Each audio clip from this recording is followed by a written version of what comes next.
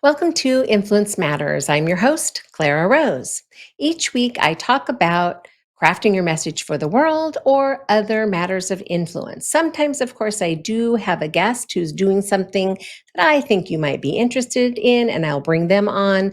But either way, if you are building a business, ministry, cause, or brand, you are in the right place, my friend. Today, I actually don't have a guest. I'm going to talk with you about a topic that I get questions on a regular basis. So it's always good to just refresh, go back to the basics, or perhaps you are brand new at this author business, this writing business, and you just don't know some of these things. And that's what we're here to talk about every single week. Today, we're going to talk about best practices for titles. Now, it could be naming absolutely anything, but in my world, it's about naming your book. So the title of your book, the subtitle of your book, the title of each of the chapters. And I'm just here to say that titles matter, my friends. Titles are really super important. As a matter of fact, the very first thing that a person sees when they're looking at your physical book is the image, of course, the cover. They're going to see the cover, and that will either attract them or not attract them. But the title is the very next thing. That's your opportunity to capture the attention of a potential new reader. So ask yourself this question: how memorable is your book title? Now, if you're somebody famous, you can, of course, get away with being super clever or super odd. You can, do the purple cow thing, or you can name it something that's different. But if you're not already a very high profile person, it's really important that you have a good, solid title that's going to capture people's attention. Now, I find this happens often with the new authors that I bring in who've already started writing things, or they have been planning their book for a really long time, or trying to write their book for a really long time. So they'll come in with a preconceived idea of what they think the title should be about. For some of them, they have a connection to the title that's different than what the book's really about. It just has a meaning to them of sorts. And somewhere along the way, we have to work through all of the stuff and figure out, oh, that's not really entirely what my book is about. And we have to switch gears and change things, which is not a big deal as long as you haven't been telling people for 10 years that your new book that's coming out is called whatever it's called, right? So don't start yet talking about your title until you're well into the book creation process and you have been working with a professional to help you get really clear on titles. So today we're going to talk about how to get some clarity on your titles. Okay, so the first thing that I want to talk about when we talk about titles is they should be relevant. Titles need to be relevant. So, relevant is an acronym. And if you've followed me for any length of time, you'll see me using them because I love acronyms. They help you remember things, right? So, relevant stands for these things. It resonates with your reader. So you want it to make sense to the reader in some way. It resonates with them, your potential reader, the person you're trying to attract. It expands the possibilities of the book. It can't be about one tiny little piece of what the book's about. It has to encompass the entire book and even leave some room for expansion because I promise you, as you create your book, it's going to grow and expand. And then, of course, you're trying to leverage their interests. That's the L.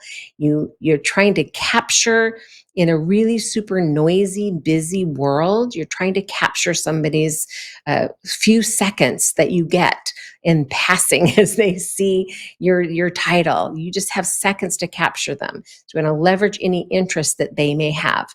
Now, if you're talking about wedding planning, people who are planning a wedding are going to see the word wedding. Now that's leveraging their interest. That's what I'm talking about. And then, of course, you need your book to echo your voice. For most people that I work with anyway, we are creating a book to use as a tool. And it's really important that that tool actually reflects and sounds like them, right? They're the author. They're the ones who has something to say, and you want it to echo their voice. So that's what the E stands for. And then, of course, value your story, how you fit into it. This really is most important in the kind of work that I do because I work with people who have a specific skill set or something specific that they do, and it needs to connect with them and their story. A good example in my own business is I work mostly with faith based authors. Not all of them are faith based, but mostly because that's who's attracted to me as a faith based individual. And so there's that value in the stories that connect us. That's what I'm talking about. And then, of course, our A is always be crafty, not corny. Never be corny. Crafty is great. Corny can make you go, rub some people the wrong way. And then, of course, timeless, not trendy. And by that, I mean it needs to be relevant for all time. It can't, don't get stuck in the beta max or right. I often laugh at the memes that I see on social media where there's some young person with a rotary telephone, right, trying to push the little holes. How do you make this thing work? They don't get it.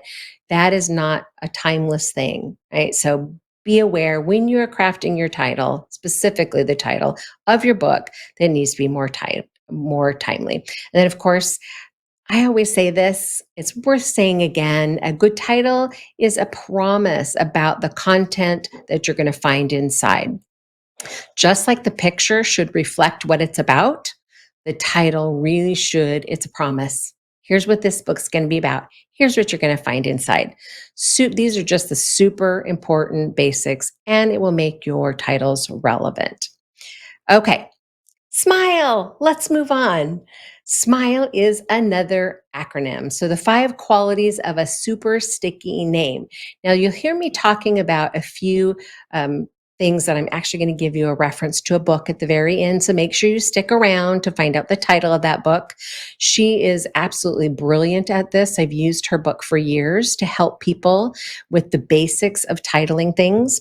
I think her business titles businesses and things of that nature, but it's super helpful when you're titling your chapter and your book as well. So I use a lot of her acronyms. I like to give credit where credit is due, and these belong to her. SMILE. So the S in SMILE is suggestive. So evoke something about your brand or your book. So something suggestive about who you are, what you do. And then meaningful. Back to resonating with your audience, meaningful for the people you are trying to attract.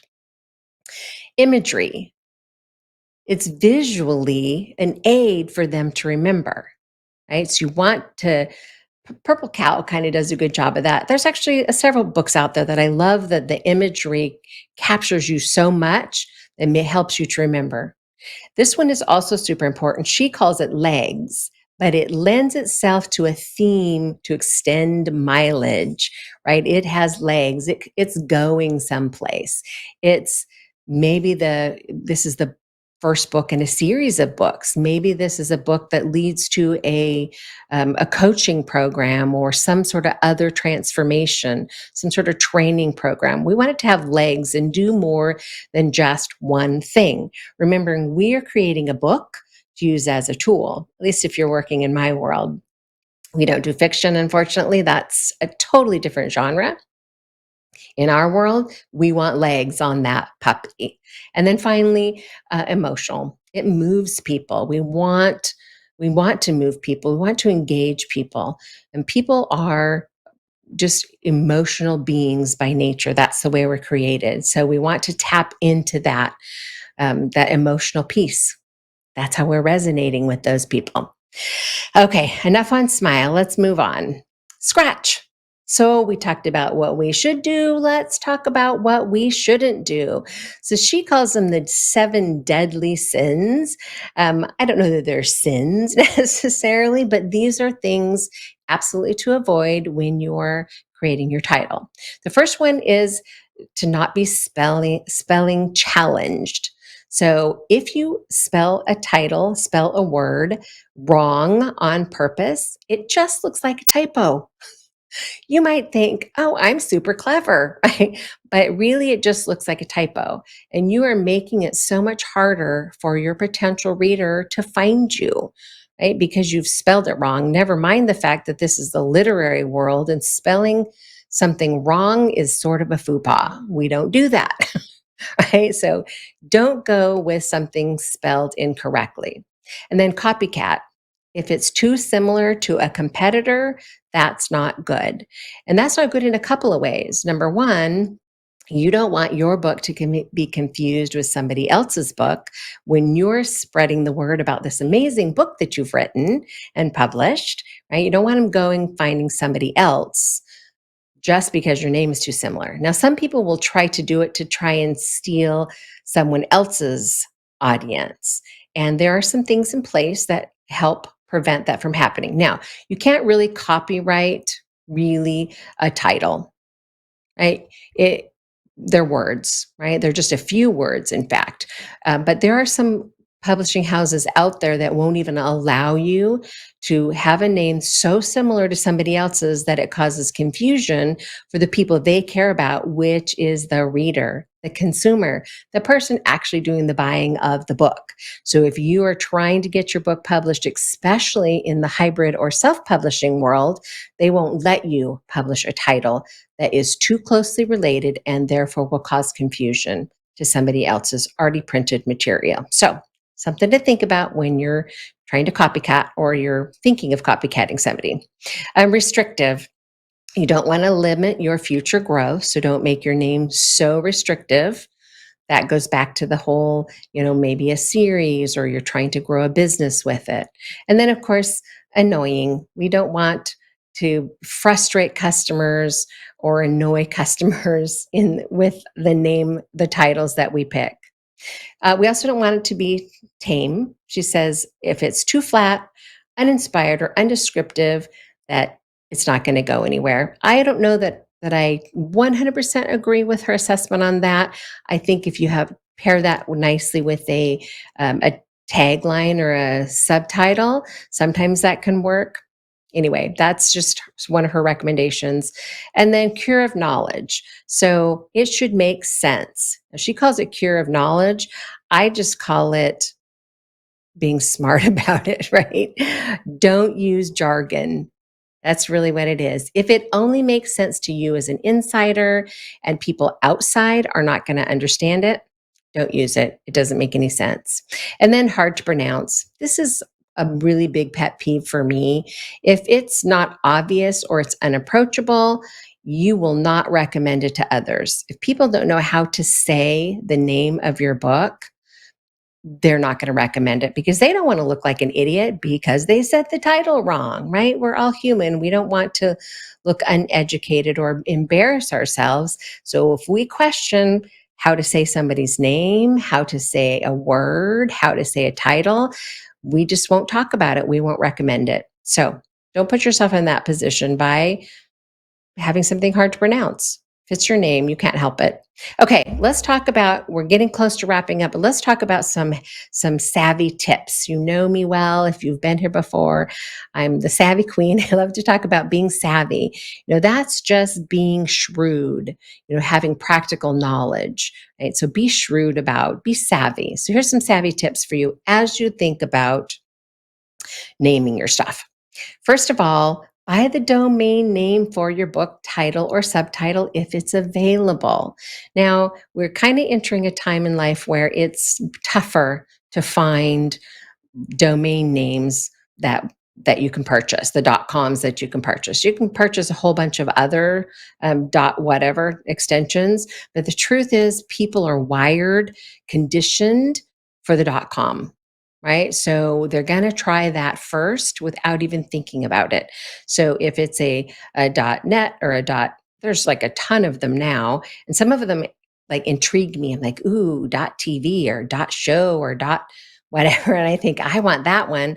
But in truth, people are going to go to the .com. If somebody else already owns that, you may lose that traffic. You may lose that person.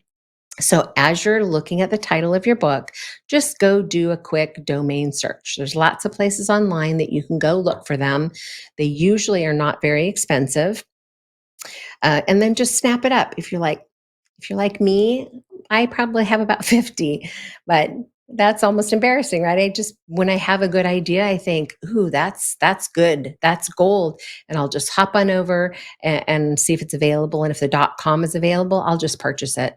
Over the years, I've probably purchased hundreds of them. Sometimes I use them, sometimes I don't use them, and I just let them go. And that's okay. They're not very expensive. What are you going to spend 15 bucks on it? That's a small price to pay. If you think I'm going to name it this, and then you buy that .com and you end up not naming it that, totally not the end of the world. You've saved it just in case. So I will say don't pay too much. It's nice to have, but it's not a necessity. I have a great example of that. When I first started my business, pardon me, years ago, my very first publishing company. When I first rolled out Rosedale Publishing, I really bad wanted to buy rosedalepublishing.com, but they wanted $30,000 for it, right? They're like, whoever I was buying, GoDaddy, whoever it was, like, oh, this is a good one. And I wasn't going to spend $30,000. Don't pay too much. It's nice, but it's not a necessity. Now, all of these years later, I've been using Rosedale Publishing with my craftingyourmessage.com website, which is the direction I did go when I purchased my domain name.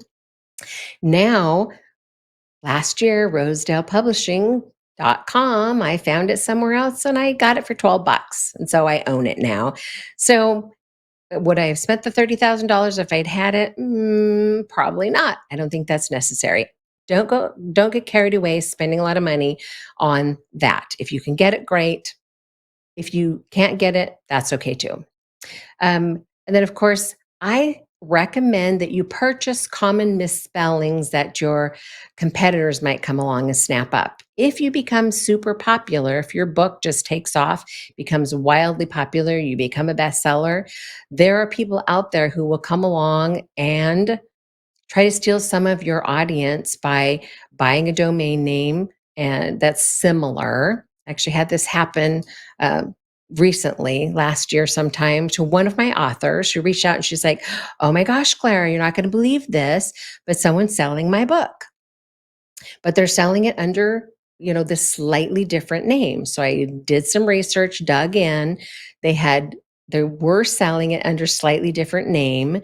It was super close. It wasn't actually her book. They had taken her book and written like a review-ish idea about her book, right? And so they were literally, and made it into an ebook. They were literally selling off of her book and pulling from her audience, oh, here's an ebook version the that I can get over here, not even realizing they weren't actually getting her book. She spends multiple millions of dollars on marketing her business, and her book is a part of it. And so she was super annoyed that somebody had pulled that off. So, all that to say, if there's a common misspelling for something, go ahead and snap the domain name up, and then someone else can't come along and take that from you.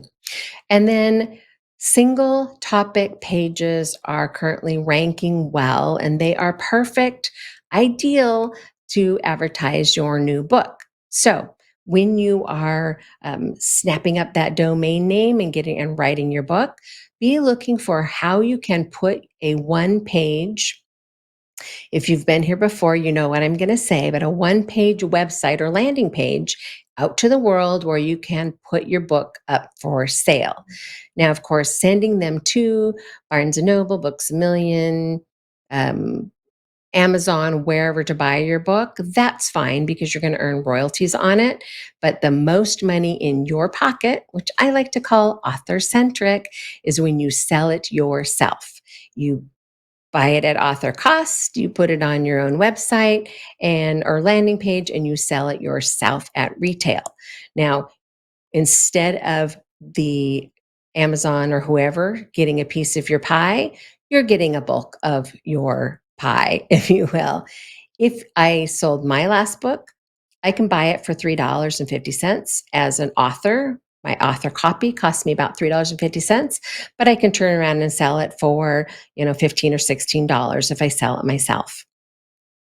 If I let Amazon or Books A Million, Barnes, somebody else sell it for me, they take a piece of my pie and I get like $2 per book off of it. So that's a big difference if you're looking at this from a business standpoint, which I, of course, am always looking at it because those are the people that I work with, right? I'm a business owner, entrepreneur. I work with business owner, entrepreneurs, professionals, right? We're creating a book to use as a tool.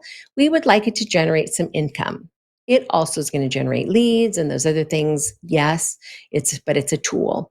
The extra income is actually nice though. Okay.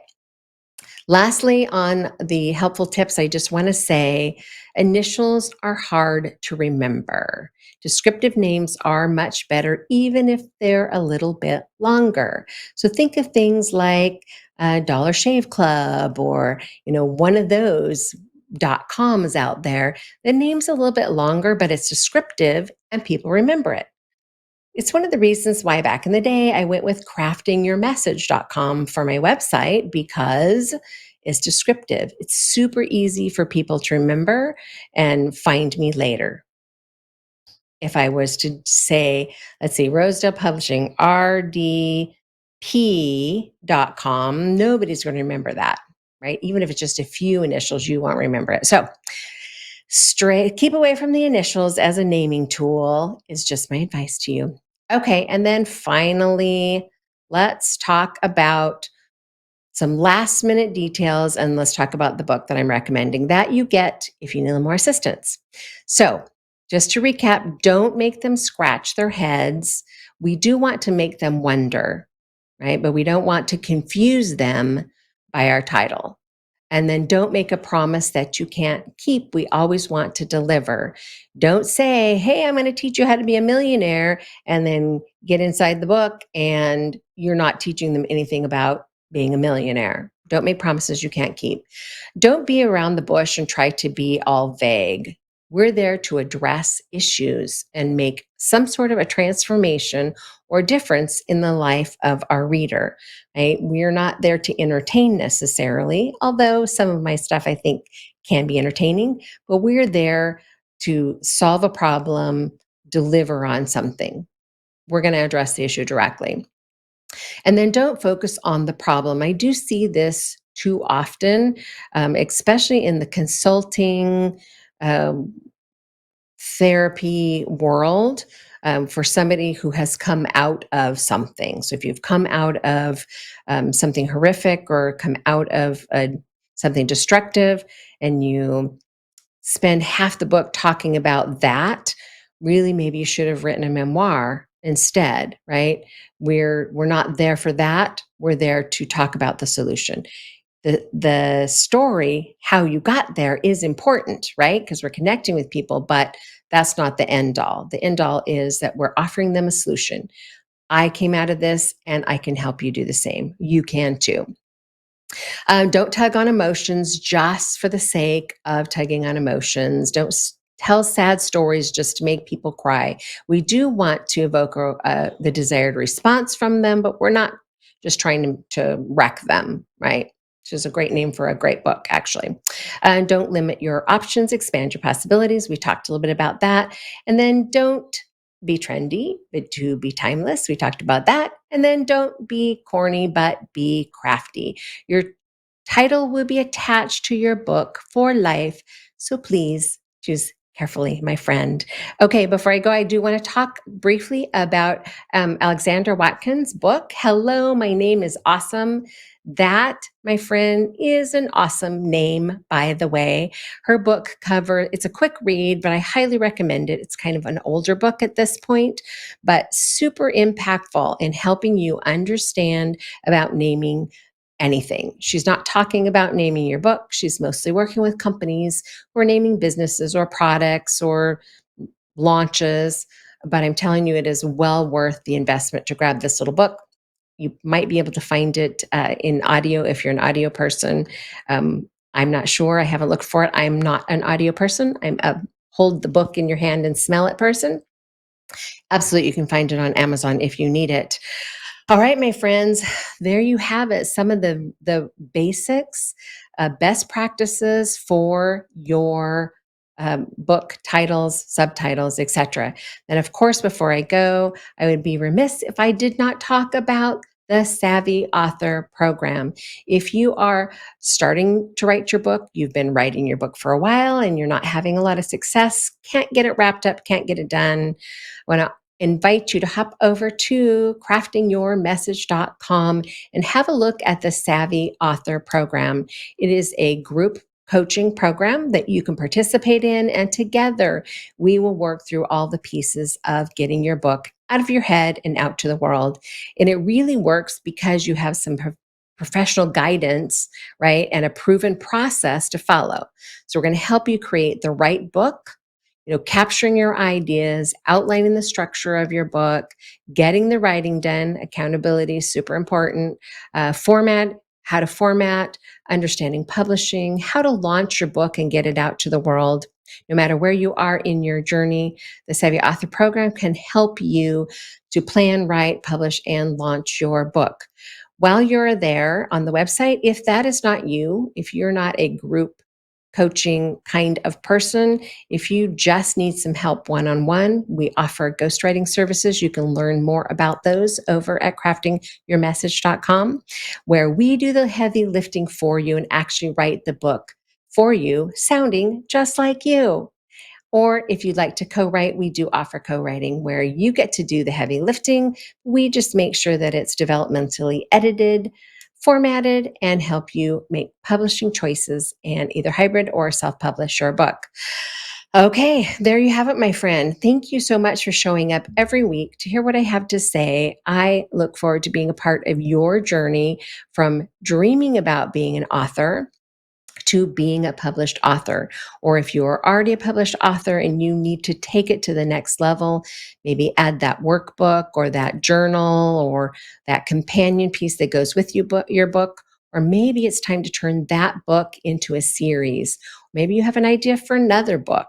Whatever it is you're trying to accomplish, we can help you with that. So don't forget to hop on over to craftingyourmessage.com and check out our services. And then while you're there, you'll see that you can contact us. You can either drop your message right in there, or you can make a little click over to my calendar and grab a spot on my calendar where we can actually talk one-on-one with what your project that you're trying to accomplish looks like and see if we're a good fit for you and you are a good fit for us. All right, my friend, I will see you next week, same time, same place. Take care.